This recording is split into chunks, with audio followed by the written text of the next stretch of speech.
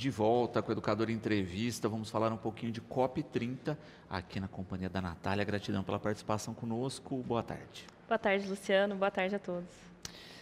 Começar do básico, né, para quem não conhece, não sabe o que é a COP. A COP é Conferência das Partes, nada mais é do que uma reunião que se faz, feita pela Convenção da ONU do Clima, né, para o Clima, e ela acontece desde 1995, todos os anos, com o objetivo de discutir a crise climática, né, como que os países vão se organizar para conter os efeitos da crise climática. E esse ano, a primeira vez que vai ser no Brasil, é a primeira vez que vai ser num país, uma floresta tropical, né? Então, ela tem a COP30 tem um quê diferente por essas diferenças, né, de todo esse percurso que vem acontecendo, e porque ela marca um momento muito importante, né, que você tem aí o Acordo de Paris, que é o acordo que depois a gente pode explicar um pouquinho melhor, mas que é o que está em vigência, que ainda tentamos, né, lutamos aí para seguir. E vai ser a primeira vez que vai se revisar o que foi cumprido até agora, né, e pensar numa ação mais prática, porque ainda estamos muito no campo das negociações em termos de COP. Mas basicamente isso, é uma reunião que vai ter ali líderes do mundo inteiro, né, de muitos países que assinaram o quadro convenção, né, da ONU em 1992 e se comprometeram a, desde 1995, se reunir anualmente para discutir suas metas, emissões e como fazer para lidar com a crise climática. Perfeito. Porque a gente teve isso, né? Teve, entre aspas, aí, o início disso no Rio, né, em 92, e aí a gente começa a ter esses desenhos com compromissos, mas a dificuldade justamente é essa, né? Fazer com que os países assumam compromissos e, além de assumir, cumprir os compromissos. Exatamente. E a COP, ela tem uma característica muito peculiar, que é o consenso, né? Então, você tem que ter um consenso para aquilo entrar em vigor. Então, imagina, reunir mais de quase 200 países e fazer com que eles entrem em acordo, né? Então, ao longo da história das COPs, que, como você bem disse, né, começa lá na Rio 92 esse compromisso. Foi criado lá um tratado, né, um grande tratado, que é o quadro convenção da ONU para a mudança do clima. Então, nesse tratado já se reconhecia que a questão climática era um problema, né, que a gente já havia as alterações e que esse problema poderia acarretar diversas consequências para a vida humana no planeta. Então, foi acordado nesse tratado que anualmente eles iriam se reunir para tratar desse tema. Mas a gente começa, por exemplo, em 1995, primeira COP. Na COP3, em 1997, foi feito o Protocolo de Quioto. Até então, esse acordo ele era voltado para os países industrializados, né, que a gente usava esse termo na época. Então, ou seja, os países que mais geravam emissões de gases de efeito estufa deveriam se comprometer a reduzir as suas emissões. Deu certo? Não, né? Óbvio, porque envolvia toda uma questão econômica, que até hoje é um grande cerne de discussão, é esse. Quando esbarra na questão econômica é que a gente tem essa dificuldade de consenso. E desde então foi se discutindo outras medidas, tem algumas outras COPs que tiveram alguns documentos paralelos ali que também foram ajudando, né? Mas foi em 2015, né, na COP 21, que a gente teve um grande acordo, um grande consenso, que é o Acordo de Paris. Aí, nesse documento, a gente vai ter diretrizes, temáticas, né, temas que precisam ser trabalhados para a gente lidar com a crise, e esse consenso foi de que a gente tivesse que cada país fazer a sua parte para limitar o aquecimento a até 1,5 grau a mais, né, do que o período pré-industrial. Augusto, uma questão interessante, né, que a gente falou da questão econômica, de como fazer essas mudanças, e ele cita camada de ozônio, né, que era uma coisa que na época se falou muito, se teve uma campanha muito forte contra o CFC, né, o clorofluorcarbono, que abria o buraco na camada. Pela primeira vez a gente tem registro agora do fechamento disso, de bons dados, e é um bom exemplo, né, de que fazendo o dever de casa, o mundo inteiro abraçando, dá resultado. Sim, com certeza. O que preocupa é justamente a morosidade para a gente aceitar, né? Eu falo muito de negacionismo climático, principalmente no campo político, por conta disso, porque demora-se a tomar decisões importantes por não acreditar que aquilo realmente é urgente, que é grave, né? E que vai ser muito rápido. A gente tem os primeiros estudos que a ação humana estava interferindo na atmosfera foi de 1896, mas foi só em 1988, ou seja, quase um século depois, que se criou o IPCC.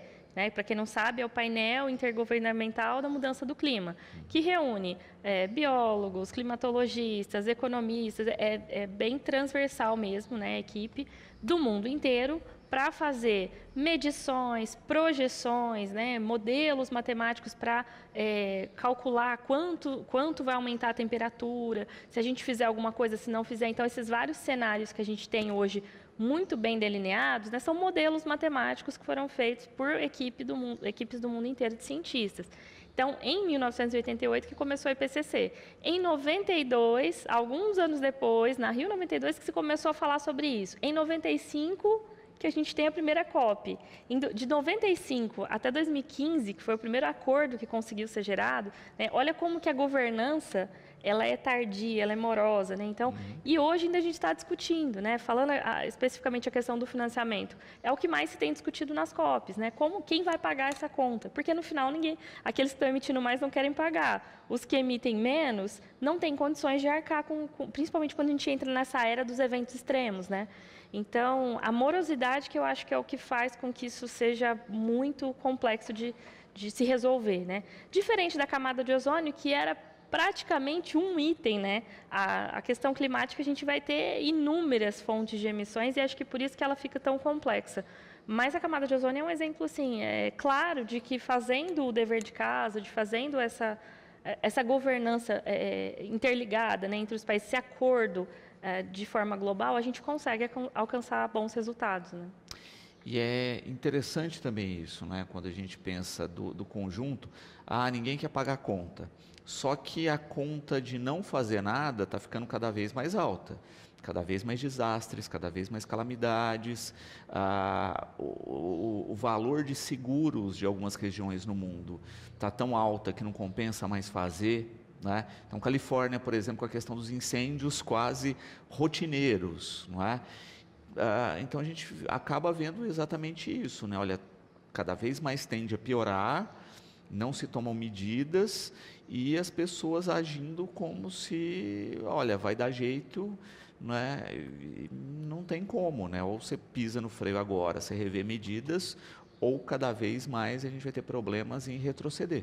Sim, não querendo ser sensacionalista, mas a realidade é que a espécie humana corre risco. A gente fala, eu vejo muito, as pessoas falam, o planeta vai acabar. Não, o planeta vai continuar aqui, é a nossa espécie que não vai resistir, né? E tem outras espécies que eu tenho certeza que vão conseguir se adaptar, e infelizmente a nossa não, né? Então é muito preocupante.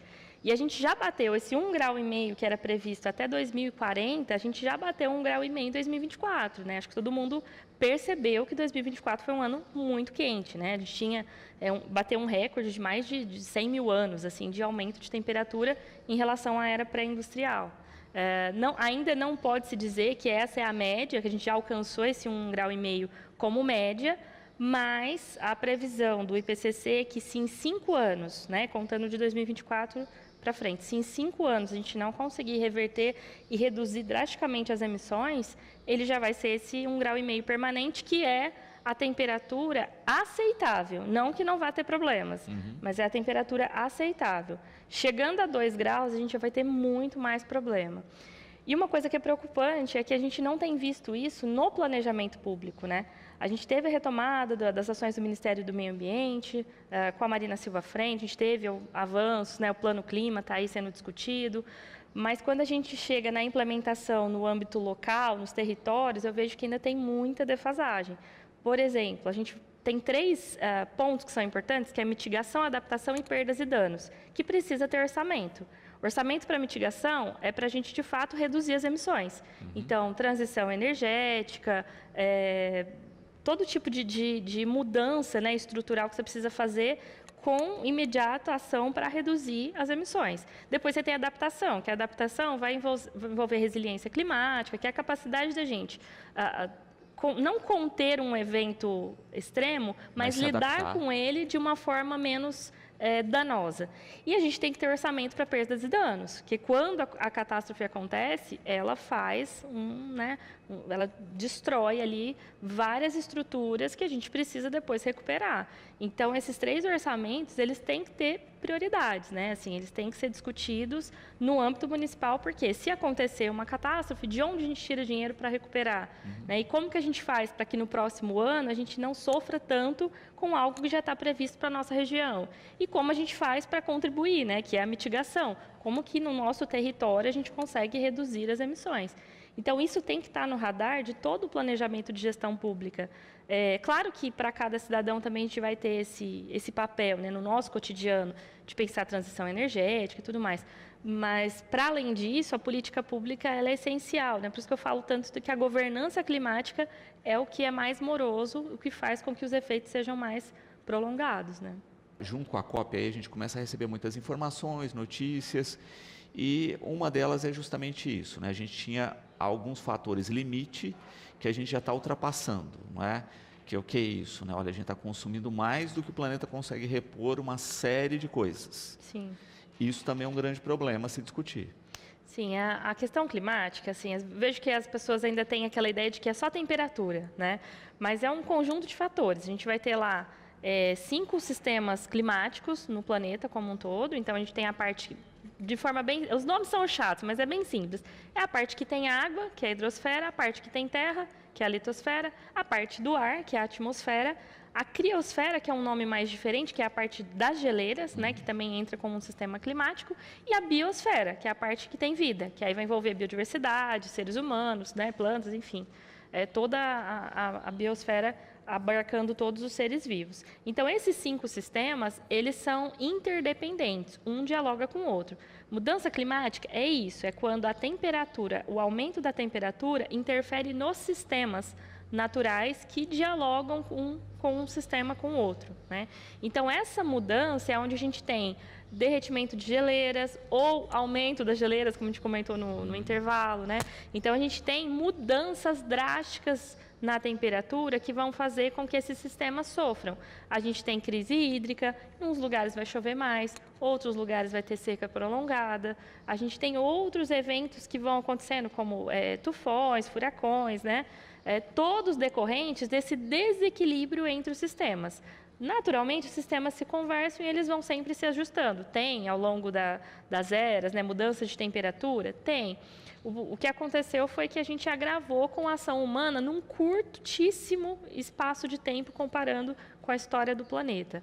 E aí, com esse desequilíbrio, a gente vai ter efeitos em cascata, a gente vai ter perdas em diversas áreas, que aí, no final das contas, quando a gente fala de proteção da biodiversidade, proteção das florestas, a gente também está falando de mudança climática, a gente está falando de conter crise climática. Né? Então, todas essas questões ambientais, no geral, elas vão ter alguma relação ou ser consequência da mudança do clima. Né? Então, tá tudo... Eu falo que eu acho que a maior contribuição da biologia é essa visão sistêmica, né? essa visão da interdependência da vida com todos esses sistemas que precisam estar funcionando em equilíbrio. Perfeito. E aí a gente pensa nas coisas simples do nosso dia a dia, né? Por exemplo, olha, água, né? Que no passado, na maioria das cidades, era captada de maneira superficial, né? De lagoas, de rios, etc. Aí aumenta a população, não, vamos furar poços, e aí a gente percebe que cada vez mais essas perfurações têm que ser mais profundas, porque a gente está consumindo mais rápido do que esses poços conseguem repor. Exatamente. Então, a questão climática, uma das coisas que ela afeta com maior gravidade é a segurança hídrica, né? Que, em consequência, vai afetar a segurança alimentar, porque a maior parte da água potável é usada para agricultura, né, para irrigação. Então, tá vendo como as coisas são interligadas? Né? Não tem como falar de uma coisa sem falar de outra. E a questão dos aquíferos, ela é muito grave. Eu não sei se na nossa região já tem algum estudo, mas como eu faço doutorado lá em Araraquara, né, eu vi estudos lá da região que eles estão usando mais de 200% da capacidade, né, das águas subterrâneas. Então, e isso assim, não é uma peculiaridade da região lá. Acredito que todo o estado de São Paulo tenha, porque aqui a gente tem muito, né, uso para agricultura e tudo mais. Então, assim, a gente tem um problema de ser uma região seca e agrava o problema por a gente estar usando mais do que a capacidade, né? A gente fala que é a sobrecarga. Eu não lembro que dia que foi, mas foi em junho, né, que teve o dia da sobrecarga da Terra. Ou seja, o dia em que nós já o que era previsto para o ano inteiro de uso de recurso natural, a gente já tinha utilizado tudo, né? E isso agrava não só a questão climática, mas problemas mais momentâneos, mais pontuais ali que a gente vai ter independente da mudança do clima, né? Então, é realmente algo para também ficar ali no radar e que vai ter interferência nas duas coisas, né? Exatamente. Para ficar mais claro, acho que para quem está assistindo, né, a gente pensar na despensa de casa, né? Foi lá, fez o mercado do mês, armazenou nos armários, na geladeira e tudo mais. Se eu fiz uma compra para 4 pessoas, e aí eu recebo 6 em casa, né, vai chegar próximo do final do mês, esses itens vão acabar e eu vou ter que repor.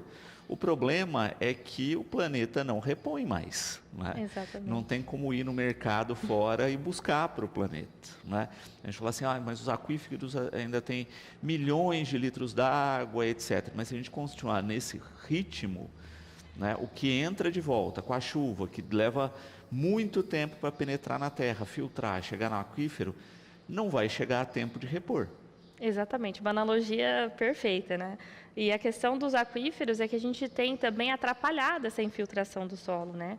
Com diversas práticas que são comuns, tanto na área urbana, como também perda de vegetação, né, nas áreas rurais.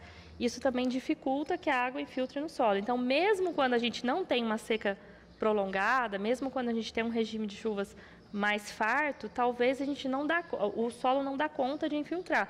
Que é o que acontece nos ambientes urbanos que tem alagamento. Nada mais do que é isso. Você impermeabilizou o solo, não dá conta, o volume de chuva que chega não dá conta o solo de infiltrar com a velocidade que está caindo. E aí onde a gente tem os problemas de enchente, de alagamento, né? É um clássico, assim. Então, é difícil, às vezes, a pessoa pensar na falta do recurso hídrico quando você vê cenas de alagamento, por exemplo.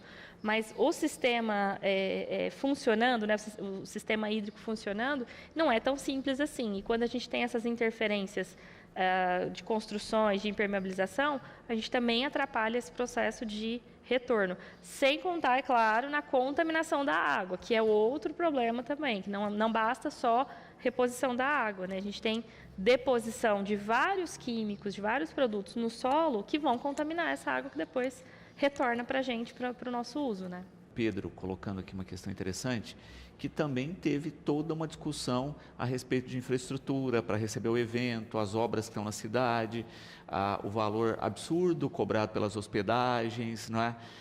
Mostra também isso, né? Até para a realização de um evento é preciso estar muito articulado e a gente tem um impacto gigante para a realização desse evento na localidade escolhida. Exatamente. Qualquer evento, na verdade, ele gera um impacto grande porque é uma concentração muito grande de pessoas num período curto de tempo, né? Então, qualquer evento tem impactos.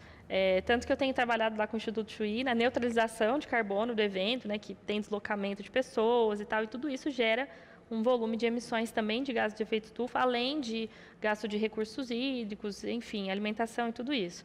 E realmente, assim, foi bem, ainda está, né, em muita discussão a questão da COP30 ser lá em Belém. De um lado, pessoas achando que isso é bom, porque escancara um pouco da realidade da Amazônia, coloca, né, a discussão climática no centro, ali no coração da Amazônia, o que para nós é algo muito importante, muito relevante. E também para falar da questão, também assim, para mostrar essa questão da infraestrutura, né, que é um bioma tão importante, tão falado no mundo inteiro, mas que enfrenta problemas estruturais gritantes, né? Então, sim, eu sei que parece que a semana passada teve entrega de várias obras lá, mas para quem mora lá, a gente vê nos comentários, na rede social, que não resolve, né? São paliativos ali, porque vai acontecer o evento. E a intenção é justamente de deixar um legado de infraestrutura para o espaço, porque já que vai gastar para fazer um evento, que gaste onde não existe uma infraestrutura e que eles possam usufruir depois. Mas, como é tradição no Brasil, muitas dessas obras para eventos a gente sabe que acaba virando um elefante branco, né? Aquela coisa que vai ficar lá e não vai ser utilizada. Esperamos que tenham feito bons investimentos lá, mas a gente, infelizmente, não vai ser uma COP inclusiva, que é o que tem se discutido numa outra ponta, porque os preços são absurdos, né? Muitas pessoas não vão conseguir ir, inclusive de outros países, delegações que não vão conseguir vir para o Brasil por conta dos altos preços praticados. e, infelizmente, o governo não conseguiu intervir, por se tratar da rede privada, né, de hotéis e tudo mais. O governo tentou, fez várias negociações, mas não conseguiu intervir. Então, eles estão fazendo algumas medidas paliativas. Por exemplo, vão ter 2 navios de cruzeiro que vão estar aportados lá para receber parte das delegações, né? Acredito que agora, faltando aí pouco mais de 30 dias para o início da COP, outras ações emergenciais vão ocorrer, né? Mas é fato que isso desestabilizou um pouco a credibilidade, principalmente em nível nacional, né? E criou também um cenário que eu tenho visto muita gente que é do Pará, que é essa coisa do preconceito, né? De falar, por que não fez no estado de São Paulo? Por que não fez no Rio de Janeiro, né? Por que escolheu lá? Então, eles também se sentiram muito ofendidos com inclusive, mídias que publicaram muito, né? Que bateram em cima da questão das hospedagens e, assim, deixaram de lado esse olhar que é importante, que é justamente mostrar a realidade. Não tentar esconder, mas mostrar a realidade, mostrar essas falhas de infraestrutura que a gente tem nessa região e que é um bioma tão importante para o Brasil e para o mundo, né? Exato. É lógico que, né, estar num ambiente como esse, acho que ajuda, né, a compreensão, os debates, em especial das lideranças internacionais, mas a gente ainda vive essa questão complicada que é fazer com que o comprometimento aconteça, né? E como a gente fala dessa estrutura mais ampliada, né, com vários segmentos, de entender também que essa proteção também movimenta uma economia. Exatamente, é um investimento, né? Parar de olhar que esses gastos, vamos dizer assim, são custosos, né, e que vão tirar orçamento de alguma coisa, mas parar para pensar como que eu faço isso de uma forma para ter um retorno financeiro, para gerar renda, para gerar outras oportunidades de trabalho, outras oportunidades de ganhos, né? Então, olhar com esse olhar mais estratégicos, né, vamos dizer assim, acho que é importante. E a questão da aplicação, né, da governança, da implementação, é justamente o meu tema da pesquisa do doutorado, né? Minha tese é uma análise dos 30 anos de COP, de 1995 até 2025, e como que as COPs influenciaram a conformação da agenda climática do Brasil. Porque o Brasil ele tem uma tradição de ser protagonista, apesar de ter alguns períodos mais falhos ali, mas, no geral, nesses 30 anos, o que a gente tem de análise na literatura é que o Brasil é protagonista nas COPs. Ele é um país que sempre tem uma liderança positiva no sentido de ajudar nas negociações, de se comprometer voluntariamente, né, em momentos ali que não era obrigatório o compromisso, e ele se comprometeu, não, nós vamos reduzir as nossas emissões. Mas como será que isso se dá na prática, né? Porque uma coisa é o discurso ali, a negociação nesse contexto de governança global. E quando chega no nível nacional, local, como que a gente consegue traduzir esses compromissos em políticas locais, né? É justamente isso que eu vou fazer, analisando dados de produção legislativa, mensagens ao Congresso, as próprias NDCs, né, que são documentos que o país informa, ele reporta para a comissão, para o quadro Convenção de Clima da ONU, o quanto ele se comprometeu e o quanto ele conseguiu cumprir em cada área a sua redução de emissões, né? Então, esses documentos também, vou fazer análise desses 30 anos para tentar entender como, de fato, esses compromissos se traduziram em políticas climáticas locais. Como é que as pessoas acompanham, né? Porque a gente sabe dessa dificuldade de se deslocar e ir até a COP, etc. Né? Vai haver interação, canais para as pessoas acompanharem? A gente vai ter muitos canais midiáticos que vão fazer cobertura, inclusive tem já cadastrados, né, toda a imprensa que vai fazer cobertura do evento, então com certeza muita coisa vai ser publicada. Mas, para além disso, eu acho interessante, eu trouxe aqui para indicar, seguir o Observatório do Clima, né? O Observatório do Clima é a maior rede de instituições, de organizações do Brasil, tem mais de 140 instituições que trabalham juntos falando sobre a questão climática, né, em diversas frentes, diversos territórios do Brasil. E, inclusive, queria indicar essa publicação aqui, né, que é só colocar lá no Google, vocês acham gratuitamente para baixar, que é o Acordo de Paris, um guia para os perplexos, né, que é de 2025, essa edição, e ele traz o histórico de todas as COPs, como entender as siglas, né, as zonas da COP, porque é um evento bem complexo. Parece que é só uma reuniãozinha, mas é um evento que vai de 10 de novembro a 21 de novembro, né? Então tem quase 2 semanas de duração, com zonas diferentes, tem as reuniões oficiais, mas tem também painéis, workshops, rodas de conversa. Então, é um evento que tem muita coisa, ele é muito rico, muita coisa acontecendo e vale a pena a gente acompanhar, não no sentido, é claro, de tomar decisões, porque isso cabe aos países signatários, seus representantes, mas de estar por dentro daquilo que foi discutido e como que isso reflete no nosso cotidiano, como que isso chega para o nosso município, como que isso chega para o nosso território. Acho que é uma oportunidade muito boa dos brasileiros evoluírem um pouco nessa questão, né, de entender a mudança climática, de tirar da cabeça que é só a temperatura aumentando, mas de que é todo um efeito em cascata, um efeito sistêmico, e que vai mexer com segurança hídrica, com segurança alimentar, com todo o nosso cotidiano, né? Então, é uma oportunidade muito boa para o Brasil se destacar enquanto um protagonista nesse cenário, mas também para nós brasileiros, fazendo a lição de casa, acompanhando um pouco mais, entendendo como que eu posso no meu dia a dia fazer algo, como que eu posso cobrar do meu território que políticas públicas abarquem esses temas que são tão urgentes, né? Então, é uma oportunidade muito boa para a gente acompanhar, estar ali interagindo com essas questões e também cumprindo o nosso papel de cidadão, de cidadã, participando ativamente desse cenário. Bom. Natália, gratidão sempre por compartilhar um pouco conosco, não é? E esperamos agora, né, a chegada da COP, as decisões, enfim, não é, que de fato o evento seja tão produtivo aí quanto se imagina.